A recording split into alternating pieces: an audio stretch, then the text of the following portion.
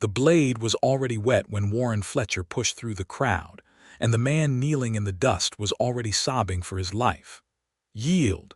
Dallin Moss screamed, both hands raised, his fine merchant coat torn at the shoulder where the orc woman's sword had opened a shallow line across his collarbone.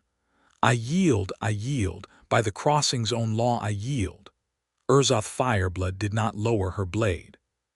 She stood over him in the packed dirt of the dueling circle at the heart of Threefold Crossing, tall as any man Warren had ever seen, taller than most, her curved dueling saber resting at the hollow of Dallin's throat with a steadiness that made the crowd go utterly silent.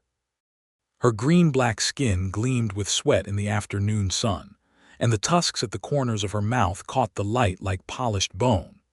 She wore fitted leathers dyed the deep red of dried blood, a warrior's bodice laced tight up her sides and across a flat, powerful stomach, sleeves cut away at the shoulder to bare arms corded with muscle, and a wide belt cinched at her waist that made no secret of the strength beneath.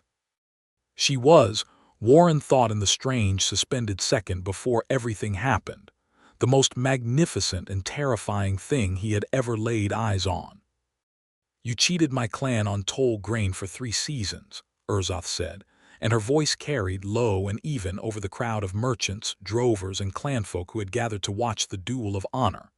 "You called us beasts to be starved out of land my grandmother's grandmother walked. Yielding does not undo the insult. It only means you die without a fight left in you," Dallin whimpered.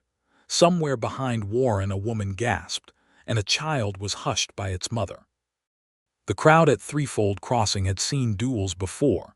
It was how disputes were settled here, at this ragged, brawling meeting place, where human wagon roads crossed orc clan trails crossed dwarven mining tracks, where 3 peoples traded and quarreled and occasionally bled in the same square of churned earth. But they had never seen Urzoth Fireblood, the clan's champion duelist, show anything but the sharp edge of her judgment. They called her Merciless behind cupped hands. They called her Merciless to her face, sometimes, daring her to prove them wrong. Warren did not know what made him step forward. He was not a fighting man. He was a salt and spice trader who had walked the mountain passes above Threefold Crossing for 11 years with nothing but a mule's string and a good pair of boots, a man of no particular importance to anyone, least of all to a woman who could take a man's head from his shoulders in a single unhurried stroke.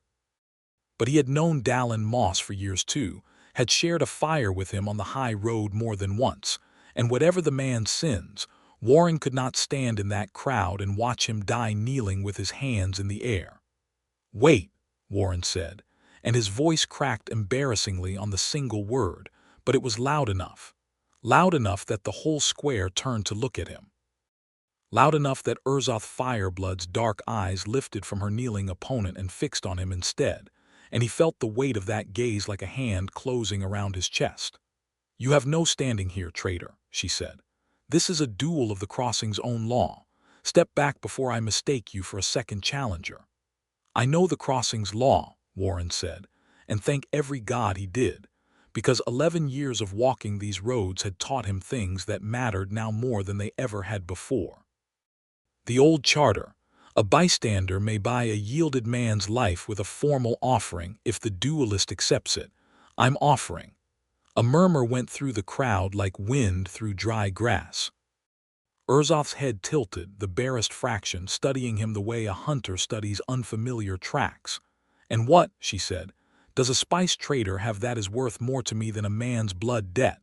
Warren swallowed. He had, in truth, thought this through for exactly as long as it had taken him to walk from the edge of the crowd to its center, which was to say, not at all.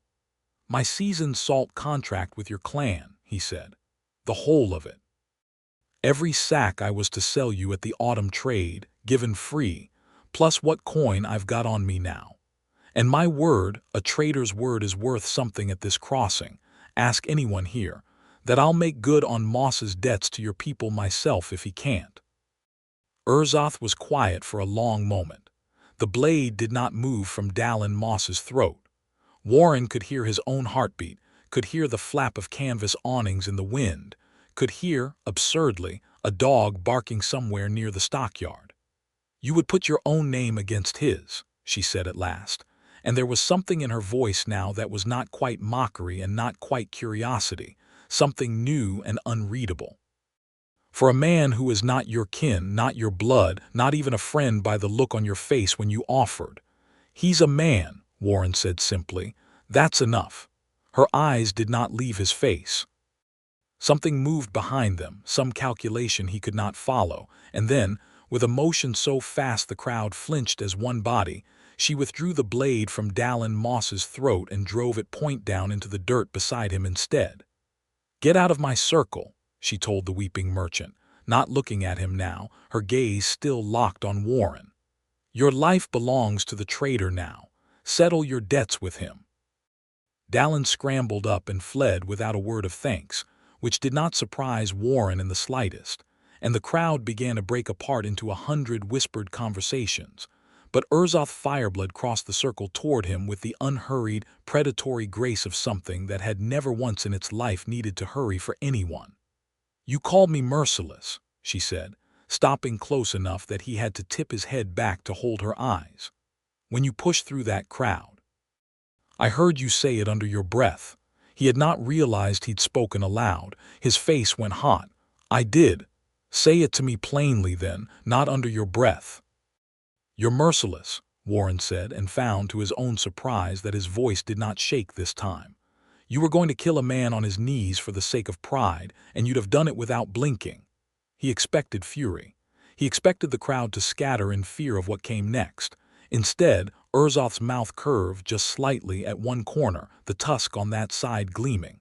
"Perhaps," she said. "Or perhaps I wanted to see if anyone in this whole crossing had the nerve to stop me." She looked him over once, boots to collar, in a way that made his skin prickle. "You'll owe my clan a season's salt and a traitor's oath, Warren Fletcher. You know my name. Everyone at this crossing knows the name of the fool who bought a cheat's life with his own season's living," she said. "I'll be by to collect. Don't think this ends here, traitor. A debt of honor is not paid in a single afternoon." And then she turned and walked away through the parting crowd, and Warren stood alone in the dueling circle with his heart hammering, and the strange, dizzying certainty that his life had just been permanently rearranged. She was by to collect 3 days later, and every day after that for a month. Threefold Crossing sprawled along the river ford where the northern Salt Road, the eastern Spice Trail, and the mountain pass down from Fireblood territory all met in a chaos of canvas stalls, timber trading posts, corrals, and the low stone walls of the Reeves compound. It was the kind of place where a man could sell dried peppers to a dwarven tunnel crew in the morning and buy smoked river fish from an orc clan wife by noon, where 3 languages tangled in the same breath, and nobody much minded so long as coin changed hands honestly. Warren had a stall near the salt sheds, a modest wooden counter and a canvas awning, where he weighed out his goods with a careful, patient hand that had earned him a reputation for fairness if not for wealth. Urzoth found him there on the 3rd morning, leaning one shoulder against the corner post of his awning like she had all the time in the world, watching him haggle over a sack of pepper with a dwarven quartermaster. "You're smaller than I remembered," she said when the dwarf had gone, "for a man who bought a life with his mouth." "I get that a lot," Warren said, and surprised himself by grinning. "The mouth part, not usually the buying a life part." "You never asked Moss for repayment," she said. "It was not quite a question. He doesn't have it, never did. That was never really about him." Warren shrugged, weighing out a measure of salt into a burlap sack for no one in particular, just to have something to do with his hands. "I've watched enough men die in that circle over the years to know most of them didn't deserve it any more than he did. I couldn't watch another one and do nothing. That's all." Urzoth studied him again with that unreadable look, the one that made him feel like a puzzle she hadn't decided whether to solve. "That is either the bravest thing I've heard a human say at this crossing, or the stupidest." "Ask me again in a season," Warren said, "once I've settled what I owe your clan." "You'll settle it by walking the pass with me," she said, and there was something almost like satisfaction in the way she said it, as though she'd been waiting to spring the terms on him. My clan holds the toll road through the high saddle above the crossing. Your caravans cross it 4 times a season, and every time you pay a toll to whichever clan warrior is posted there, and half the time you're robbed blind by bandits who know the human traders travel light on guards. I'll escort your salt trains myself, this season, as payment against your debt. You'll feed me and shelter me at your fires, and I'll see your goods and your neck both make it over the mountain in one piece. Warren stared at her. You want to be my guard? I want my clan's debt paid in full, traitor, she said, and I've decided this is how you'll pay it, unless you'd rather offer me another season's salt on top of the first. He didn't have another season's salt to offer, and they both knew it, and he suspected, from the glint in her eye, that she knew it better than he did. All right, he said. Fine, when do we leave? Tomorrow, at first light, she said, already turning to go. Wear something warmer than that coat, Fletcher. The high saddle doesn't care how brave your mouth is. The high saddle, as it turned out, was every bit as unforgiving as she'd promised. A narrow shelf of trail cut into gray rock with a wind that came screaming down off the peaks like something with teeth. Warren had crossed it a dozen times before in his years of trading, always with his heart in his throat, always alone but for his mules and whatever hired boy he could afford that season. This time he crossed it with Urzoth Fireblood walking at the head of his little train, her saber loose in its sheath, her eyes constantly moving across the ridgelands above them with a wariness that made him feel, for the first time in years on that trail, something close to safe. You watch the ridges like you're expecting an ambush, he said on the second day, when they'd stopped to let the mules rest at a bend where a thin waterfall came down through black stone. I'm always expecting an ambush, she said. It's why I'm still alive to be annoyed by you. I'm not that annoying. You talk when the silence would serve you better, she said, but there was no heat in it, and when he glanced at her he caught, just for a moment, something almost like warmth in the set of her mouth before she schooled it away. That night, camped in the lee of a boulder field with a small fire crackling between them, she told him unprompted, which surprised him about the border dispute that had been simmering below the surface of Threefold Crossing for the better part of a year. The grazing lands north of the crossing, the long green shoulder of hill that fed both the clan's goat herds and the town's cattle in different seasons, had always been shared under an old treaty, unwritten, but honored for 2 generations. Now the reeve who governed the human side of the crossing, a man named Corwin, wanted the land fenced and tolled exclusively for the town's use, claiming the old treaty had lapsed with the last clan elder's death. He wants the whole crossing under his thumb, Urzoth said, feeding a stick into the fire with more force than the task required. The salt road, the spice trail, the mountain pass, all of it taxed through his coffers. My clan will not give up land that fed our herds before his grandfather's grandfather was born. So there'll be trouble, Warren said quietly. There is already trouble. It only hasn't turned to blood yet. She looked at him across the fire, the flames throwing gold light up the sharp planes of her face, and something in her expression softened just slightly at the edges. You should know this, traitor, before you get too comfortable walking beside me.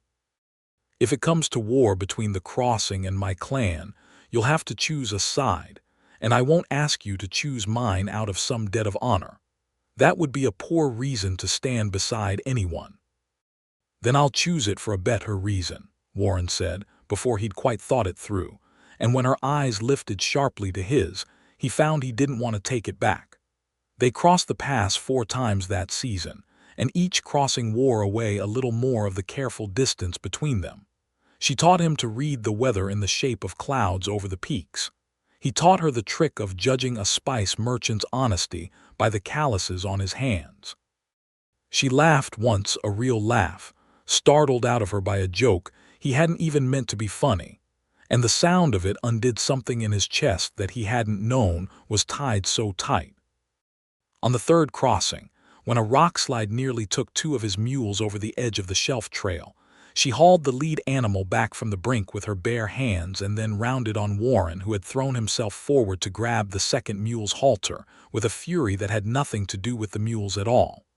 "You could have gone over with it," she snapped, gripping his arm hard enough to bruise her face inches from his. "Never again. Do you understand me? Never risk yourself like that in front of me again." "I wasn't going to let the mule die," Warren said, breathless, more from the nearness of her than the near fall. "I don't care about the mule," Urzoth said, low and fierce. "I care about you, you reckless, foolish man." And then, as if she'd shocked herself with the admission, she released his arm and turned away to check the mule's legs, and neither of them spoke of it again that night, though Warren lay awake a long while by the fire, replaying the words in his head like a man turning a coin over and over to see if it was really gold. It was on the fourth crossing, in early autumn with the first bite of coming snow in the air, that the stolen touch became something neither of them could pretend away any longer. They had made camp in a hollow below the saddle, sheltered from the wind, and Warren had taken a shallow cut across his forearm from a snagged branch while gathering firewood in the dark. Urzoth insisted on binding it herself, kneeling close beside him with a strip of clean linen in her hands, for all their strength, astonishingly gentle as she worked. "You flinch like a man who's never been touched carefully," she said, not looking up from the bandage. "Maybe I haven't," Warren admitted. "Not in a long while anyway. Trading the passes doesn't leave much room for it. Most seasons it's just me and the mules and whatever inn I can afford." Her hand stilled on his arm. When she looked up, her dark eyes held his with an intensity that stole the breath from him. "That seems a poor way for a man like you to live." "A man like me," he echoed softly. "Brave when it costs him something. Gentle when he has no reason to be. Foolish enough to buy a stranger's life with everything he owned." Her thumb moved, almost unconsciously, along the inside of his wrist where his pulse beat hard and fast. "I have fought 100 men in that circle at the crossing, Fletcher, and killed my share of them, and none of them ever made me feel the way you do simply by talking too much beside a fire." "Urzoth." "Don't," she said, but it wasn't a warning to stop. It was something closer to a plea, and when he leaned in she did not pull away. Her mouth was warm and fierce against his, one hand fisting in the front of his coat to drag him closer, and the kiss was nothing like careful or gentle. It was hungry and certain, the kiss of a woman who had decided something and would not be argued out of it. When they finally broke apart, both breathing hard, she rested her forehead against his and let out a low, unsteady laugh. "That," she said, "was overdue." "By about 3 crossings, I think," Warren managed, and she laughed again, real and warm, and kissed him a second time, slower now, like she meant to make up for lost time. They did not speak of what it meant, not that night, though something had shifted between them that could not be unshifted, a line crossed that neither wanted to walk back from. The season's contracted crossings ended not long after, and Warren returned to his stall at Threefold Crossing with his debt of honor paid in full, and a hollow, aching space in his chest where her presence had been for 2 months straight. She did not stay away. She came to his stall in the evenings when her clan duties allowed, sat with him over cheap wine and better conversation, and twice more she kissed him in the shadow of the salt sheds where the whole crossing could have seen if they'd looked, and both times Warren found he did not much care who saw. The old prejudices of the crossing ran deep. There were plenty who muttered about a human trader keeping company with an orc duelist, plenty on her own side who muttered just as loudly about a warrior of the Fireblood clan wasting her attention on a soft-handed spice merchant.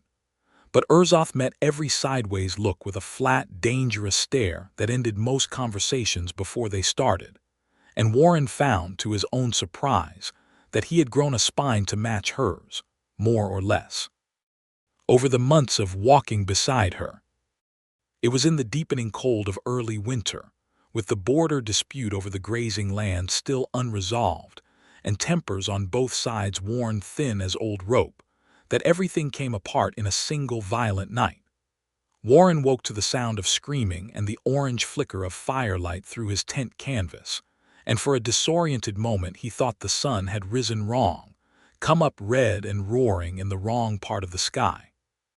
Then he was on his feet, pulling on his boots with shaking hands, and the screaming resolved itself into words: raiders. They're burning the stockyard, orcs, it's the clan, they've broken the peace. And his stomach dropped through the floor of the world. Outside, Threefold Crossing was chaos. Flames leapt from two of the trading posts near the stockyard, throwing wild shadows across running figures, and somewhere close by a woman was screaming for her children. Warren caught sight of shapes moving through the smoke, armed and armored, and his first thought, sick and immediate, was Urzoth. But these raiders wore markings he didn't recognize. Dark paint slashed across their faces in a pattern unlike anything he'd seen on Fireblood warriors in 2 seasons of crossing their territory. He found her in the square near the dueling circle, sword already drawn, standing over the body of a human guard she had clearly just saved, shouting orders in the clan tongue to a handful of her own warriors who had come running from their camp outside the walls. Her eyes found him through the smoke, and something in her face went white with fear that had nothing to do with the fighting around them. "Get down!" She roared and threw herself across the space between them, just as an arrow that had been aimed at Warren's chest, instead, buried itself in the meat of her shoulder. She staggered but did not fall, rounding on the shooter, one of the painted raiders, crouched on the roof of the salt shed with a snarl that seemed to come from somewhere ancient and terrible, and put him down with a thrown knife before he could knock a second arrow. "You're hit," Warren said, catching her as she swayed, his hands finding the shaft of the arrow with clumsy, panicked urgency. "It's nothing. Leave it." But her voice was tight with pain, and when he pulled her back into the shelter of a doorway, away from the worst of the fighting, she let him, which told him more about the wound's severity than her words did. The raid burned itself out within the hour, the attackers melting back into the darkness of the hills as suddenly as they'd come, leaving behind 2 burned stalls, a dead guard, a dozen wounded, and a town screaming for orc blood in payment. By the time the fires were out, the story had already calcified in the mouths of frightened, angry people. The Fireblood clan had broken the peace, had raided the crossing under cover of night, had proven at last that no treaty with orcs could ever be trusted. Warren tried to argue, in the gray light before dawn, that the raiders hadn't worn Fireblood colors, that the paint on their faces belonged to no clan he'd ever traded with. But grief and fear are poor listeners, and Reeve Corwin stood in the square by mid-morning declaring that the disputed grazing lands would be seized by the town in retaliation, and that any orc found on human ground after nightfall would answer to the noose. Warren got Urzoth back to his own small house near the salt sheds before the worst of the shouting started, half carrying her through back alleys to avoid the crowds gathering with torches and old grudges in their hands.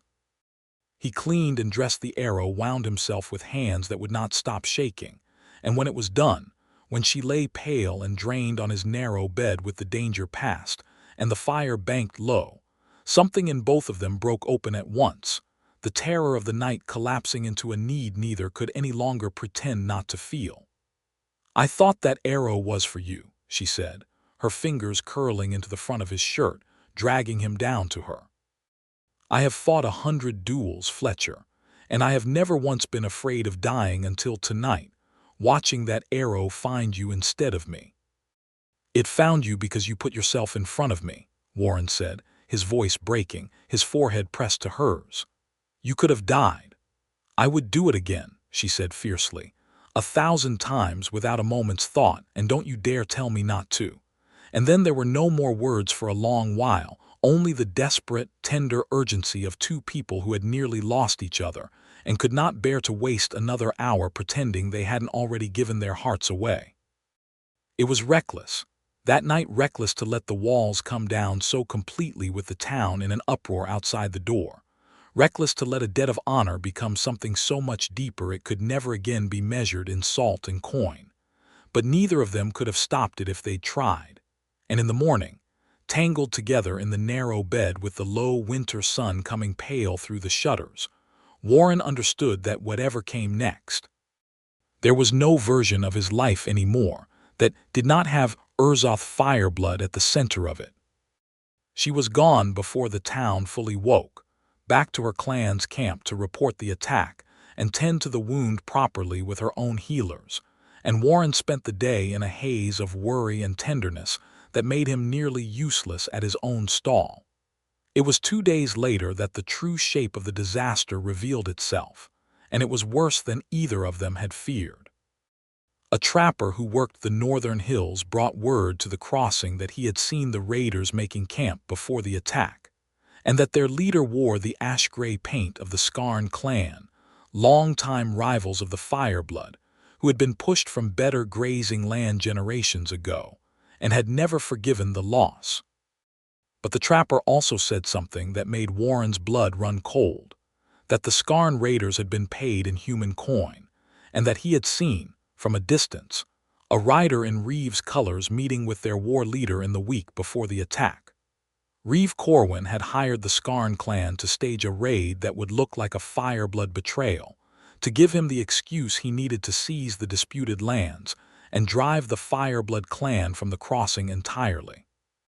Warren brought the trapper to Urzoth's clan camp himself, riding out through territory he'd never dared cross without her at his side, and found the camp in an uproar of grief and fury, warriors sharpening blades and elders arguing in low, urgent voices about whether the human town could ever again be trusted. Urzoth met him at the edge of the camp, her shoulders still bound, her face carved from stone with the effort of holding her people back from war. "They want blood, Fletcher," she said without preamble. "My clan wants to burn the crossing to the ground for this. I have held them back 2 days on nothing but my own word that the truth would come out, and I am running out of reasons they should believe me." "I have the truth," Warren said and pulled the trapper forward. "Tell her what you told me." The trapper repeated his account, and Urzoth listened with a stillness that was somehow more frightening than any rage would have been, and when he finished, she turned to Warren with something raw and desperate in her eyes. "This will not be enough," she said quietly.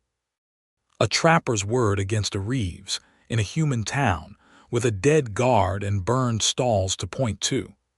They will not believe a story that lets the orcs be innocent. Not unless it is proven in a way even they cannot deny. "Then we prove it," Warren said, "however we have to."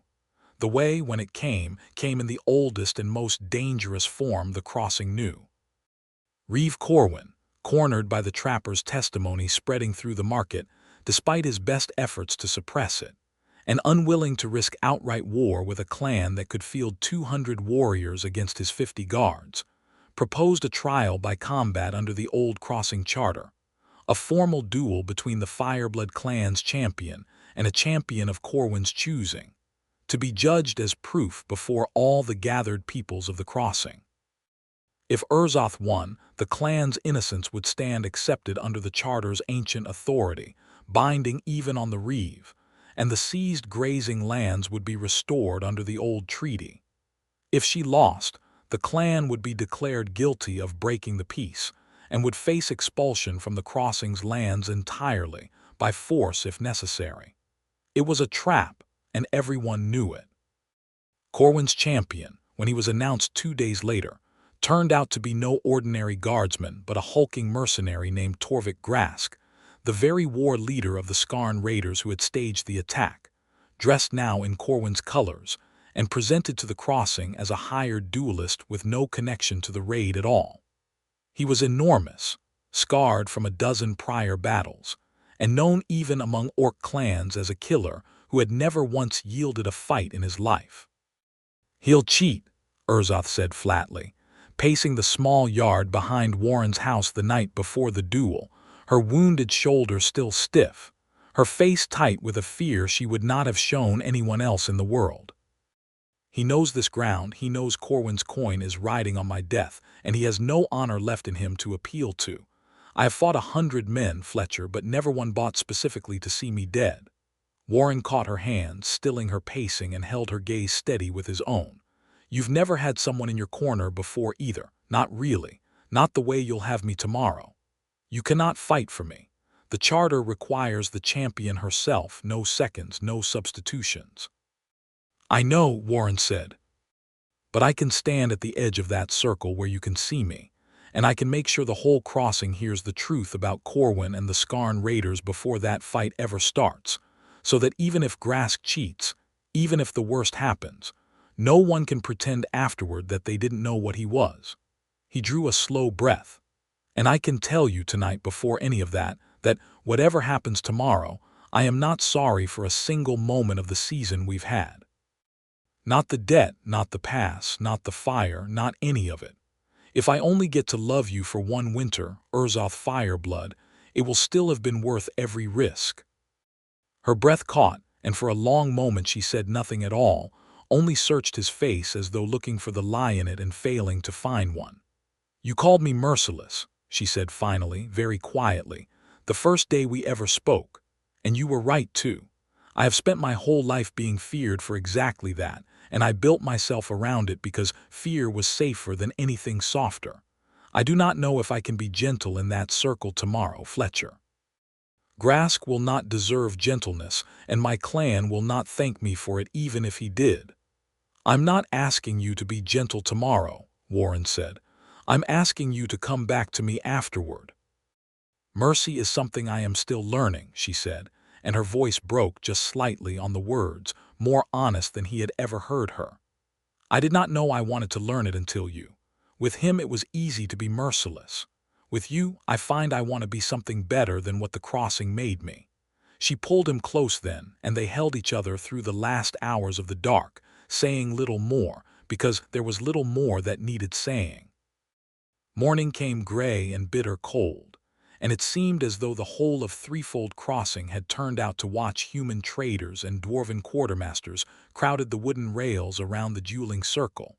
Orc clanfolk stood in a tight, silent knot at the circle's north edge with weapons they were forbidden by charter to draw, and Reeve Corwin sat in a raised chair near the front with a smugness he did not bother to hide.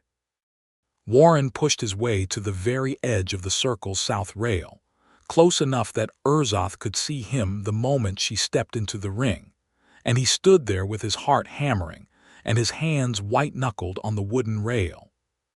Torvik Grask entered first, stripped to the waist despite the cold, his scarred bulk drawing a low murmur of unease even from the hardened traders who'd seen plenty of duels in that circle. He carried a two-handed war axe that looked heavy enough to fell a tree in a single swing, and he grinned at the crowd like a man already certain of the outcome. Urzoth entered a moment later, and something in the crowd's murmur changed pitch, not fear this time, but something closer to awe. She wore her fitted red leathers as she always had, her dark hair braided back tight from her face, her curved saber drawn and steady in her hand, and she walked into that circle with a spine as straight as a spear shaft, her eyes finding Warren's across the crowd for one single, grounding heartbeat before she turned to face her opponent. The Reeves Herald read the charter's terms in a loud, formal voice. First blood would not settle this. Only yield or death would satisfy the trial's proof, and then stepped back, and the circle went silent as a held breath, and the fight began. Grask came in fast for a man his size, the war axe swinging in a low arc meant to take Urzoth's legs from under her. But she was faster than her opponent had accounted for, vaulting the swing and driving her saber down in a strike that opened a long line across his forearm. He roared, more in fury than pain, and pressed forward with a series of brutal overhand blows that forced her back toward the circle's edge, each impact of steel on steel ringing out over the crowd like a bell tolling. Warren's knuckles ached from gripping the rail. He watched her take a glancing blow to the ribs that staggered her, watched her recover with a speed that made the crowd gasp, watched her answer with a strike that laid open Grask's shoulder to match the wound on her own. The fight wore on, brutal and fast, and it became clear within minutes that whatever else Torvik Grask was, he was not fighting fair. He used the axe's half to strike low, blows the charter's rules did not sanction, and twice He spat some foul word in the clan tongue that made the orc onlookers hiss with outrage.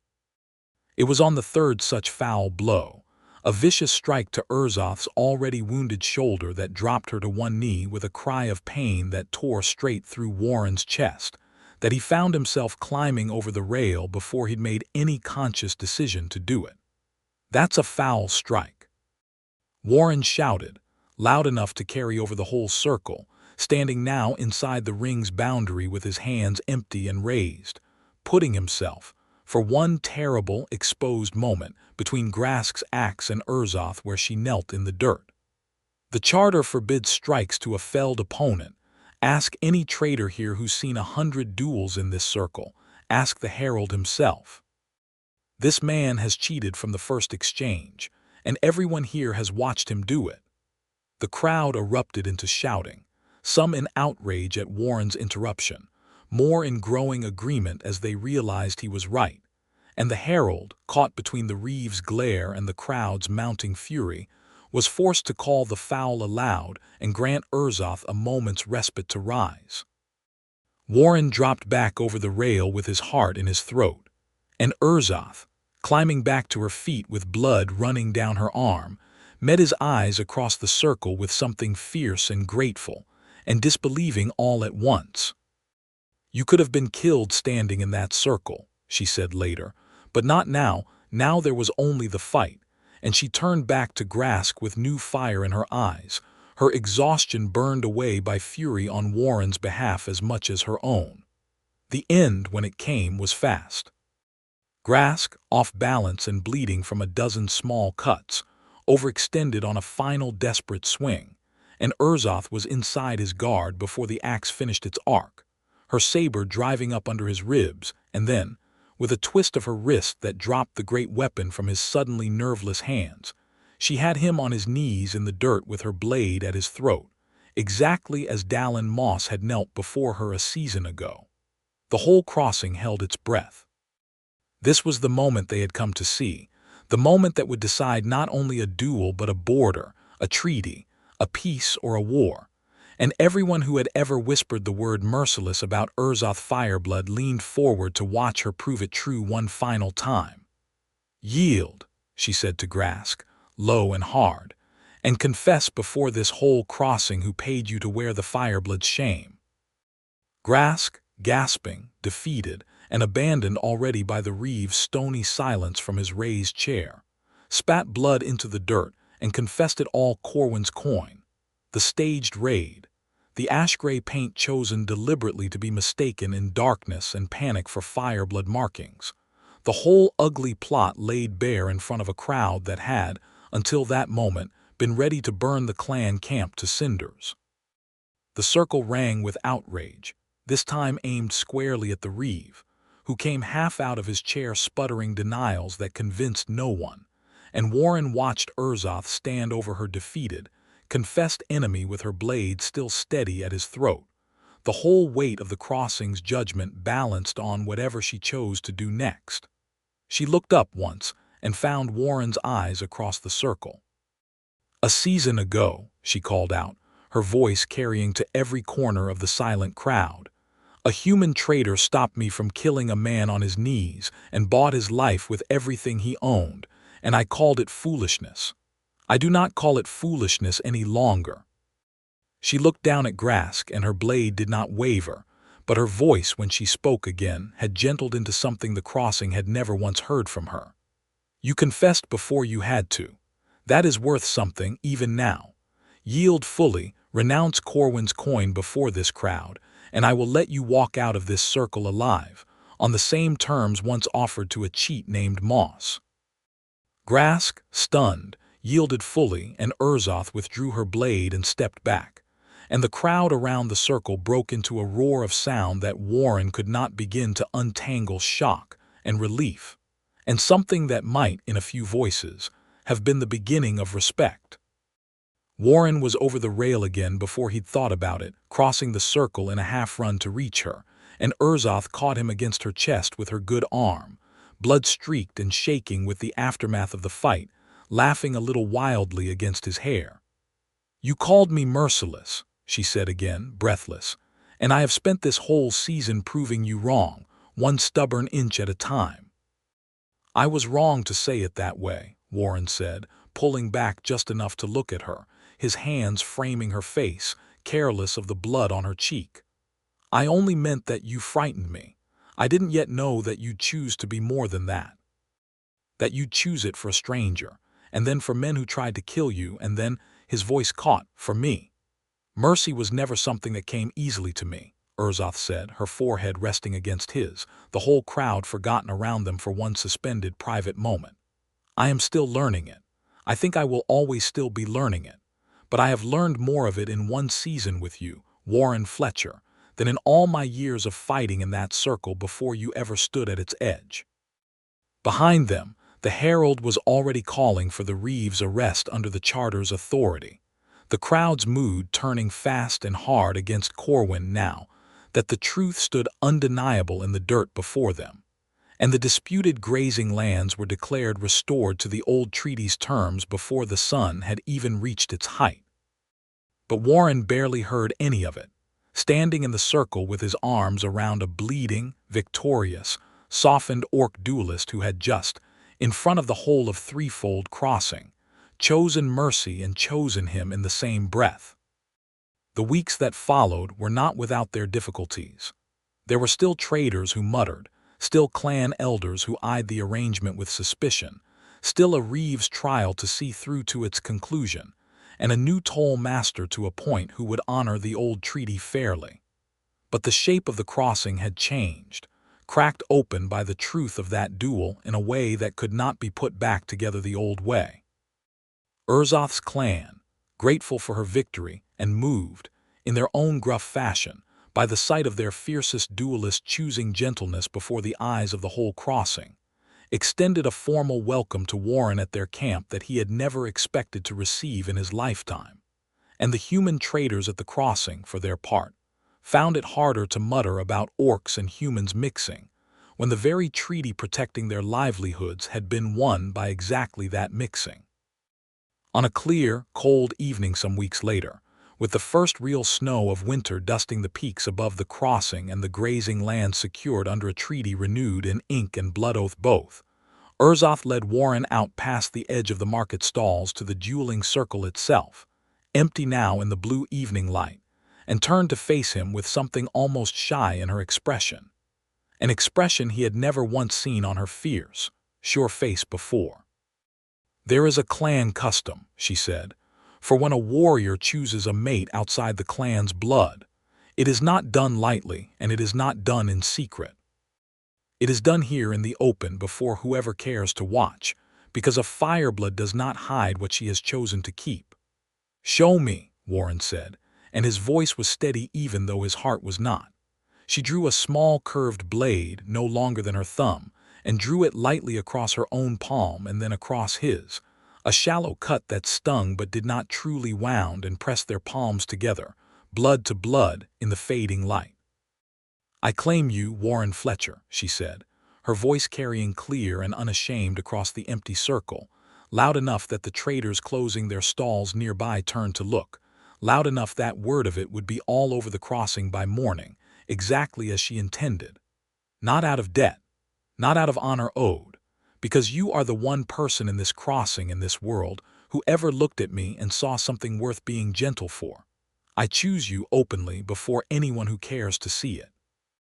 "Then I claim you back," Warren said, laughing and crying at once, gripping her bloodied hand in his. "Openly, before anyone who cares to see it. I have spent my whole life being nobody in particular to anybody in particular, Urzoth, and you have made me the luckiest man at this whole crossing, choosing me the way you did, and I will spend every season we have left proving I was worth the choosing."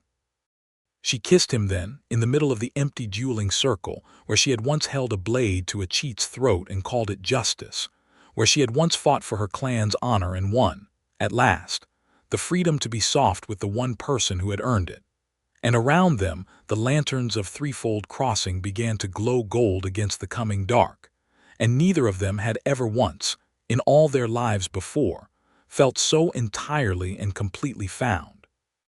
They stood together at the Crossing Spring Trade Fair some months later, side by side at Warren's stall with Urzoth's saber resting easy at her hip, and the old prejudices of the place worn thinner by a whole season of seeing them together, unhidden, unashamed, and nobody who watched the salt trader and the clan's champion duelist laughing together over a shared bowl of stew in the open square could quite remember anymore why anyone had ever thought their love was something that needed hiding at all.